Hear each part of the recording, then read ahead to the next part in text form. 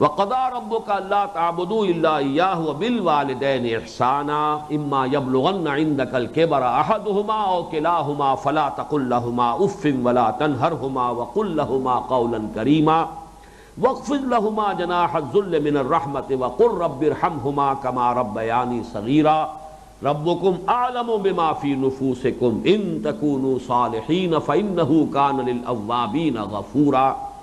اب چونکہ ادائے حقوق کا مسئلہ چل رہا ہے، لہذا اس کے بعد دیکھیے وہی لفظ آ رہا ہے وَآتِ ذَا الْقُرْبَىٰ حَقَّهُ وَالْمِسْكِينَ وَابْنَ السَّبِيلِ وَلَا تُبَذِّرْ تَبْذِيرًا إِنَّ الْمُبَذِّرِينَ كَانُوا إِخْوَانَ الشَّيَاطِينِ وَكَانَ الشَّيْطَانُ لِرَبِّهِ كَفُورًا۔ اور ادا کرو قرابت دار کو اس کا حق۔ سب سے پہلے تو یہاں لفظ حق جو ہے قابل غور ہے، اس سے پہلے آ چکا ہے سورہ معارج میں بھی، فی اموالہم حق معلوم للسائل والمحروم۔ یہ حق ہے، یعنی اصل تصور جو قرآن دیتا ہے وہ یہ ہے کہ ایک انسان کو اللہ نے جو کچھ دیا ہو، چاہے وہ اسے وراثت میں مل گیا ہو، چاہے اس کو اس نے خود کمایا ہو اپنی محنت سے، اس نے خود کاروبار کیا ہو یا ہل چلایا ہو یا ملازمت کی ہو، اس سے کمائی کی ہو، جو کچھ انسان کو ملتا ہے، نمبر ایک تو یہ نوٹ کرنے کی بات ہے کہ وہ فضل ہے، کسب نہیں ہے۔ اگرچہ لفظ کسب جو ہے قرآن مجید میں آیا ہے، اس کمائی کے معنی میں بھی ایک جگہ سورہ بقرہ میں آیا ہے، لیکن عام طور پر لفظ کسب جو قرآن مجید میں آتا ہے وہ ہے نیکی یا بدی جو انسان کما رہا ہے، وہ ہے اس کی اصل کمائی۔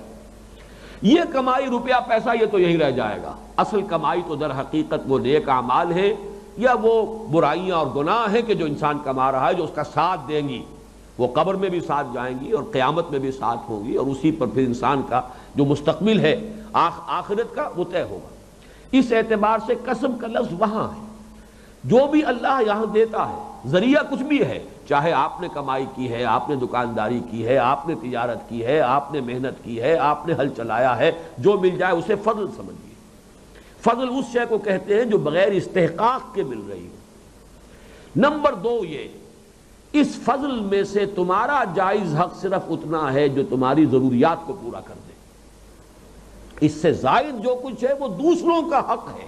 اس لفظ حق کو یہاں نوٹ کیجئے، یہ ہے در حقیقت کے جو اسلامی معاشرے میں اس کے اقتصادی نظام کے ضمن میں اہم ترین نکتہ ہے۔ یہ تمہارا حق ہے ہی نہیں، یہ جو فاضل ہے تمہارے پاس، قدر فاضل جو سرپلس ہے، یہ تمہارا ہے ہی نہیں، یہ دوسروں کا حق ہے۔ اللہ نے تمہارے مال میں رکھ کر تمہیں آزمایا ہے کہ تم اصل حقداروں کو یہ حق پہنچا کر حق بحقدار رسید اور فارغ ہو جاؤ تو کامیاب ہو جاؤ گے، اور اگر اس کو سمیٹ کر رکھو گے، اسے کھتے بھرو گے، اس کو جمع کرو گے، اس کو اپنے لیے دولت کا انبار بناؤ گے، تو گویا کہ تم نے اپنا جو اپنی عاقبت ہے اس کو برباد کر دیا۔ یسألونک ماذا ينفقون قل العفو، اے نبی یہ پوچھتے ہیں کہ کتنا خرچ کریں، کہاں تک خرچ کریں، انفاق پر اتنا زور، بار بار زور، کتنا خرچ کریں، قل العفو، کہہ دیجئے جو بھی تمہاری ضرورت سے زائد ہے دے ڈالو۔ اس لیے کہ در حقیقت جو ضرورت سے زائد ہے، چاہے وہ قانوناً تمہاری ملکیت ہے، تم نے کمایا، تم نے اس کے لیے محنت کی ہے، قانوناً یہ تمہاری ملکیت ہے، اخلاقاً یہ حق ہے ان کا جو محروم ہے۔ وفی اموالہم حق معلوم للسائل والمحروم، یہ حق ہے۔ اصل میں جب بھی انسان کو خیرات دیتا ہے، کسی کی مدد کرتا ہے، تو جو احساس اس میں برتری کا پیدا ہوتا ہے، اس کی نفی ہوتی ہے اسی سے کہ انسان یہ سمجھے کہ یہ تو اس کا حق تھا، مجھے تو اللہ نے صرف اس کا امین بنا کر آزمایا تھا۔ لہذا اس لفظ کو یہاں نوٹ کیجئے، وَآتِ ذَا الْقُرْبَىٰ حَقَّهُ، قرابت داروں کو ان کا حق ادا کرو، والمسکین اور محتاج کو، وابن السبیل اور مسافر کو، ولا تبذر تبذیرا۔ اب یہ در حقیقت ادائے حقوق کی بالکل برعکس کیفیت کیا ہے؟ دولت اگر انسان جمع کرتا تو کس لیے کرتا ہے؟ یا تو عیاشی کرے گا، اسراف کرے گا، یا تبذیر کرے گا۔ اسراف اور تبذیر میں فرق کیا ہے؟ اسراف کا لفظ آ چکا ہے سورہ لقمان میں، والذین اذا انفقوا لم یسرفوا ولم یقتروا وکان بین ذلک قواما۔ وہ لوگ کہ جب خرچ کرتے ہیں تو نہ تو اسراف سے کام لیتے ہیں نہ بخل سے کام لیتے ہیں، بلکہ بین بین ایک روش اختیار کرتے ہیں۔ اسراف یہ ہے کہ ایک ضرورت میں جائز ضرورت میں ضروری حد سے زیادہ خرچ کیا جائے. انسان کی غذا ضرورت ہے، خوراک اس کی ضرورت ہے، لیکن اب یہ کئی کورسز کے ڈنرز، کئی ڈشز تیار ہو رہی ہے، ٹیبل بھری ہوئی ہے، یہ اسراف ہے. لباس انسان کی ضرورت ہے لیکن وارڈروب کے وارڈروب بھرے ہوئے ہیں، یہ اسراف ہے. ضرورت جائز ہے، اپنے بدن کو ڈھانپنے کے لیے کپڑا آپ کو چاہیے، لیکن ضرورت سے زائد یہ اسراف ہے. تبذیر اس کے برعکس یہ ہے کہ جہاں سرے سے کوئی ضرورت نہ ہو وہاں خرچ کیا جائے، اور یہ ہوتا ہے نام کے لیے، نمود کے لیے، اپنی دولت مندی کا مظاہرہ کرنے کے لیے. یہ تبذیر ہے، اور اس کا لفظ جو ہے بنیادی طور پر بنا ہے بذر سے. بذر کہتے ہیں بیج بکھیرنے کو.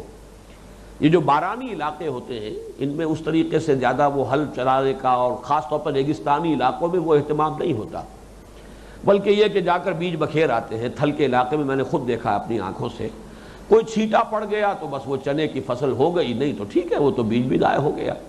تو یہ جو لفظ ہے وہاں سے یہ لیا گیا ہے، پھینک دینا، بکھیر دینا، کسی چیز کو لٹا دینا. وَلَا تُبَذِّرْ تَبْذِيرًا، خام خواہ فضول خرچ کرنا یہ تبذیر ہے. جہاں ضرورت ہو وہاں ضرورت سے زائد خرچ کرنا اسراف ہے، وہ بھی بری شے ہے، وہ بھی قابل مذمت ہے، اس سے بھی روکا گیا ہے. کُلُوا وَاشْرَبُوا وَلَا تُسْرِفُوا، کھاؤ پیو لیکن اسراف سے کام نہ لو.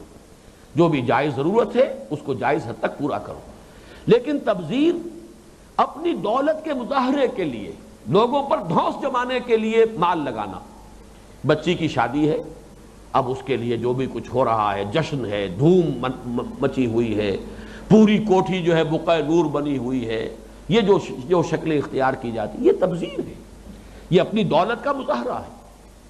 یہی وجہ ہے کہ فرمایا گیا وَلَا تُبَذِّرْ تَبْذِيرًا. ایک تو نوٹ کیجئے کہ اگر تبذیر کرے گا تو ادائے حقوق نہیں کرے گا، اس لیے کہ ادائے حقوق کے یہ برعکس کیفیت ہے.